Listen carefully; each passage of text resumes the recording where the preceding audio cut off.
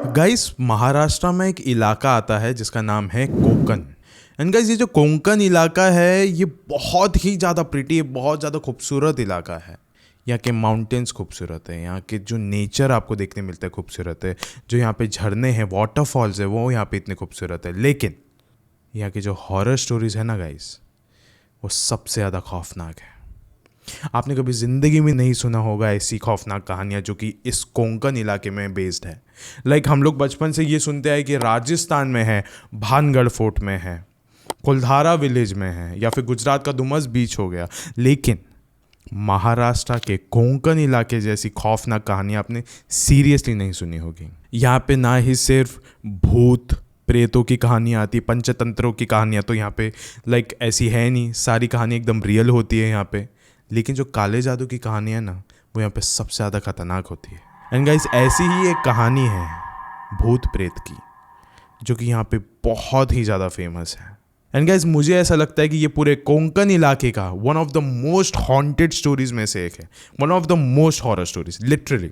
ये कहानी एक गांव के बारे में है जहाँ पे शहर से एक लड़की गई थी, एंड उसके साथ यहाँ पे ऐसे ऐसे दर्दनाक खौफनाक हादसे हुए कि वो दोबारा इस गांव में मुड़कर भी कभी नहीं देखी। क्या हुआ था उसके साथ, वो सब आपको आगे पता चलेगा। बताया जाता है कि यहाँ पे एक आत्मा रहती है जो कि इतने ज़्यादा गुस्से में है, इतनी ज़्यादा आग बबूली है कि वो किसी की भी जान लेने के लिए एक पैर पे खड़ी है। क्या हुआ था उसके साथ, ये गुस्सा किस बात का है, वो सब पता चलेगा आपको आगे इस वीडियो में। अब ये वीडियो शुरू करने से पहले ऐसे ही और horror, mysterious and historical videos देखने के लिए सब्सक्राइब कर दीजिए इस चैनल को। अब ये कहानी शुरू होती है। ये कहानी है अर्पिता की, जो कि कोंकण के एक गांव में रहा करती थी 20 साल पहले उसके शिफ्ट होने के। अभी फ़िलहाल के लिए वो शहर में रह रही है, क्योंकि 20 साल पहले उसकी दादी ने उसको भेज दिया था शहर में पढ़ाई करने के लिए। एंड गाइस, जब भी वो अपने गांव में रहती थी तो उसकी दादी ही उसका देखभाल किया करती थी, क्योंकि बहुत बचपन में उसके माँ बाप ऑफ हो गए थे, दे वर नो मोर। तो फिर सारी जिम्मेदारियाँ उसकी दादी के ऊपर ही आ गई थी। लेकिन उनको अभी ऐसा लग रहा था कि गांव में एक इंसान कितना ही ज़्यादा आगे बढ़ पाएगा, तो उसे शहर भेज दिया था। लेकिन अभी 20 साल बाद जाके ये जो लड़की है वो अपने गांव में लौटने वाली थी। उसके लिए वो बहुत ही ज़्यादा एक्साइटेड थी। एंड अब वो फाइनली गांव में आ चुकी थी। गांव में आने के बाद वो अपने दादी को मिली, एंड उसने देखा कि बहुत सारे लोग आ गए उसको मिलने के लिए, बहुत सारे लोग आसपास हैं। एंड वो ये सब कुछ देख के थोड़ी सी ऑकवर्ड हो रही थी, उसको वियर्ड लग रहा था कि अरे ये सब लोग मुझे कैसे जानते। फिर उसकी दादी ने कहा कि तू जब यहाँ से निकली थी तब तू बहुत ज़्यादा छोटी थी, इसके लिए शायद से तुझे याद नहीं होगा, लेकिन इन्हें तू बखूबी याद है।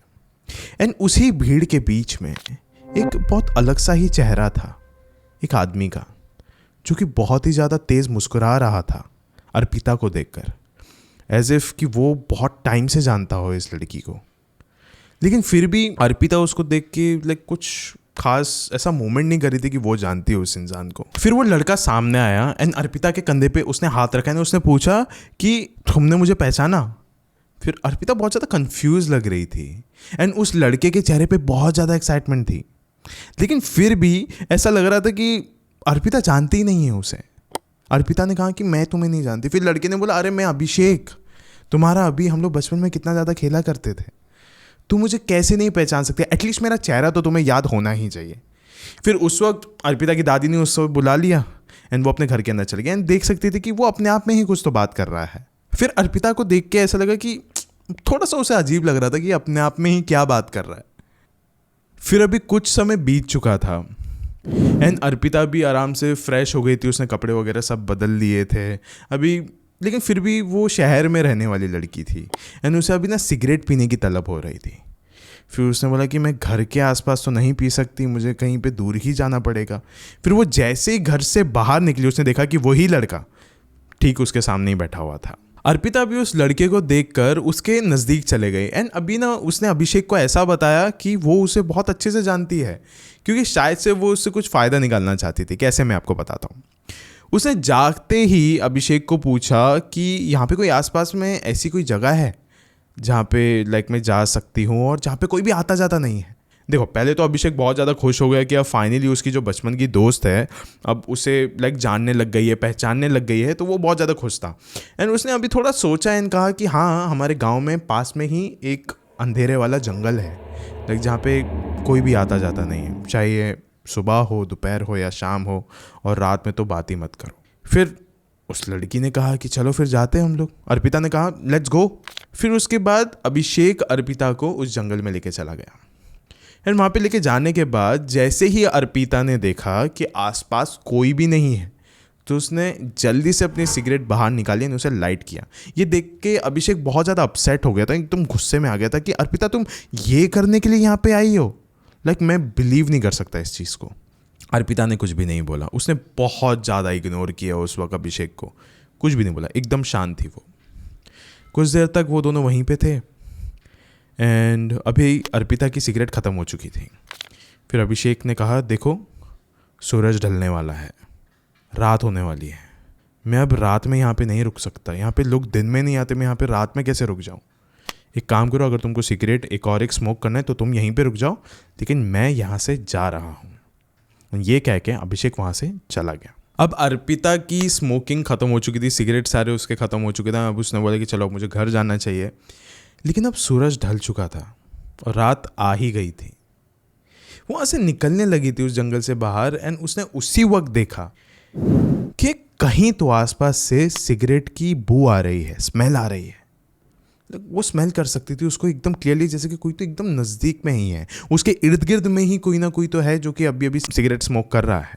उस वक्त उसने बोला कि मुझे पक्का यकीन है कि आसपास कोई ना कोई तो है, मैं अभी उसे ढूंढते ही रहूँगी, क्योंकि अभिषेक ने कहा था कि यहाँ पे कोई भी होता नहीं है। फिर यहाँ पे अभी और कैसे हो सकता है कोई, वो भी सिगरेट पीने के लिए। That's strange. फिर वो आसपास ढूंढने लग गई, ढूंढते ढूंढते ढूंढते ढूंढते वो सिगरेट के उसको ऐसा लग रहा था कि उस स्मेल के मैं नज़दीक जा रही हूँ, लेकिन वो ना उस जंगल का जो एग्जिट था ना वो उससे दूर जा रही थी। अब वो एक खंडर घर के पास आके खड़ी हो चुकी थी। वो आसपास नज़रें घुमा रही थी, लेकिन उसे वो सिगरेट जिसने स्मोक किया था वो इंसान नहीं मिल रहा था। फिर उसकी ना नज़रें उस खंडर घर के ऊपर गई एंड उसने अचानक से देखा कि ऊपर एक लड़का खड़ा है, वाकई में छोटा सा लड़का, एक बच्चा खड़ा है ऊपर छत के ऊपर। अर्पिता बहुत ही ज़्यादा घबरा गई थी। उसने बोले कि वहीं पे रुकना, हिलना नहीं है वहाँ से, वरना आप नीचे गिर जाओगे। एंड वो घर के अंदर भागते हुए गई, फर्स्ट फ्लोर पे गई एंड जाके उसने देखा कि वो बच्चा वहाँ पे था ही नहीं। उसने नीचे नज़र घुमाई एंड देखा तो वो बच्चा नीचे ही पड़ा हुआ था, वो बच्चा नीचे गिर चुका था। अर्पिता भागते हुए नीचे गई, उसने उसको उठाया एंड अब उस लड़के ने अपनी आंखें खोल के अर्पिता की तरफ देखा। अब उस बच्चे ने कहा कि जब बचपन में तुमने मेरी जान नहीं बचाई तो अब क्यों बचा रही हो। ये सब कुछ सुन के अर्पिता के पैरों तले ज़मीन खिसक चुकी थी। उसे कुछ भी समझ में नहीं आ रहा था। फिर उसकी नज़रें वापस से उस छत की ओर गई और उसने देखा कि वहाँ पे अर्पिता ही खड़ी थी। मतलब जब अर्पिता छोटी थी, जिस तरीके की वो दिखती थी, वही वर्जन अभी ऊपर खड़ा था। अर्पिता सोच रही थी कि मैं तो यहीं पे हूँ एंड ये लड़की मेरी जैसे कैसे दिख सकती है, ये सब कुछ क्या हो रहा है। देखते ही देखते वो कुछ कर ना सकी, लेकिन वो लड़की का पैर फिसल गया एंड वो भी नीचे आके गिर गई। जैसे ही वो लड़की नीचे गिरी, अर्पिता को एक फ्लैशबैक आया एकदम झटके से कि मतलब शायद से मैं यहाँ पे नीचे गिरी थी, मेरे सर पे जो चोट आई थी इसके वजह से मुझे कुछ भी याद नहीं है, मैं किसी की शक्ल नहीं पहचान पा रही हूँ, ये सब कुछ मेरे साथ क्या हुआ था इतने सालों पहले मैं वो नहीं पहचान पा रही हूँ। फिर उसकी नज़रें थोड़ा साइड में गई तो उसने देखा कि कोई तो इंसान चलते हुए आ रहा है। ये कोई और नहीं, ये अभिषेक था। अभिषेक चल चल के उसके नज़दीक आ रहा था। शायद से वो थोड़ी खुश भी हो रही थी कि शायद से कोई इंसान है यहाँ पे अब मेरे सपोर्ट में। फिर उसने उसके हाथ पे कुछ फील नहीं हो रहा था, उसने देखा अपने हाथों की तरफ तो उसने देखा कि वो जो छोटा बच्चा था वो गायब हो चुका था। फिर उसके बाद जो अभिषेक चलता हुआ आ रहा था, उसने बोला कि वो जो बच्चा तुम्हारे हाथ में था ना, वो ही मैं हूँ, मैं ही हूँ वो बच्चा जो यहाँ पे फिसल के मर गया था। ये सब कुछ सुन के लाइक अर्पिता को होश ही नहीं आ रहा था। उसको ऐसा लग रहा था पता नहीं क्या हो रहा है ये मेरे साथ। फिर अभिषेक ने एक बात कही कि इस जंगल में कोई क्यों नहीं आता है तुम्हें पता है? इस जंगल में मैं रहता हूँ, ये मेरा जंगल है।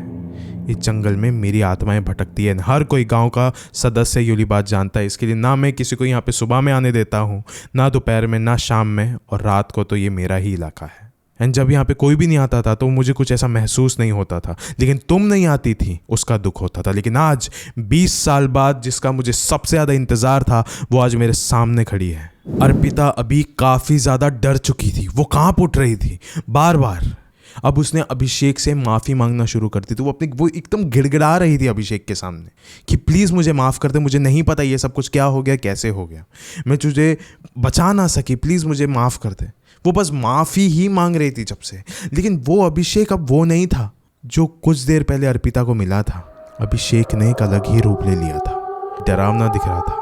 एंड अभी अर्पिता भी उसे देख के बहुत ज़्यादा घबरा रही थी, डर रही थी। उसे ऐसा लग रहा था कि ठीक उसके सामने उसकी ही मौत खड़ी है। अर्पिता वहाँ पे कैसे कैसे करके भागी, जंगल से बाहर निकली एंड भागते हुए दौड़ते हुए अपने दादी के घर पे जाके पहुँच गई। एंड वहाँ पे पहुँचने के बाद उसने अपनी दादी को सारी बातें बताई कि उसके साथ क्या क्या हुआ। लेकिन गाइस फिर भी उसकी दादी ने कुछ बोला नहीं।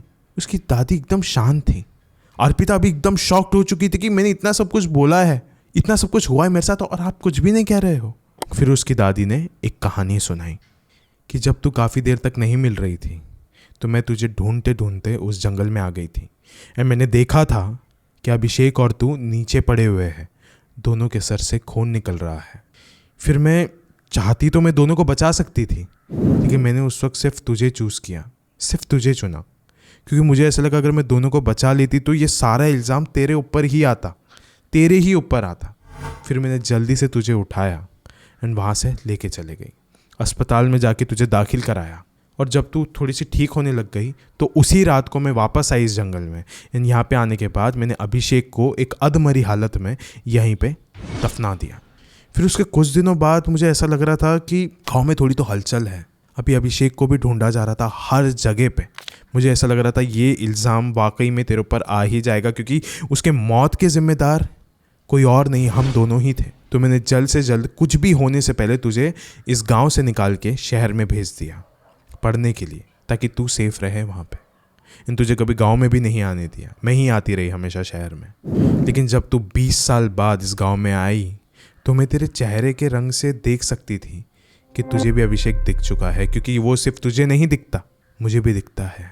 हर रात को आता है मेरे करीब, हर रात को मुझे खौफ से भर देता है, हर रात को मेरा दिल दहल उठता है, हर रात को डरती हूँ मैं, सोने से घबराती हूँ मैं। लेकिन मैं इसका कुछ कर नहीं सकती, क्योंकि कुछ भी हो जाए उसके मौत की जिम्मेदार तो मैं ही हूँ। फिर उसके बाद अर्पिता को बहुत ही ज़्यादा बुरा लग रहा था ये सब कुछ सुनने के बाद। ऐसा लग रहा था कि वो जो इतनी ज़्यादा खौफनाक चीज़ के बारे में भूल चुकी थी, अब वो उसे सब चीज़ें याद आ रहा है। लेकिन फिर भी उसको उसके करियर का लालच इतना ज़्यादा था कि उस वक्त भी उसने गाँव में किसी को कुछ भी नहीं बताया। एंड वो गांव छोड़ के निकल गई। एंड जाते वक्त ना वो अपनी गाड़ी से पीछे मुड़ के देख सकती थी तो वहाँ पे सब लोग तो खड़े ही थे, लेकिन उन सब के बीच में अभिषेक भी खड़ा था जो कि अपना हाथ हिला रहा था। गाइस आज इस वीडियो के अंत में मैं आपसे बस इतना ही कहना चाहूँगा कि ऐसी बहुत सारी मौतें होती है जो कि सिर्फ और सिर्फ एक्सीडेंट के वजह से होती है।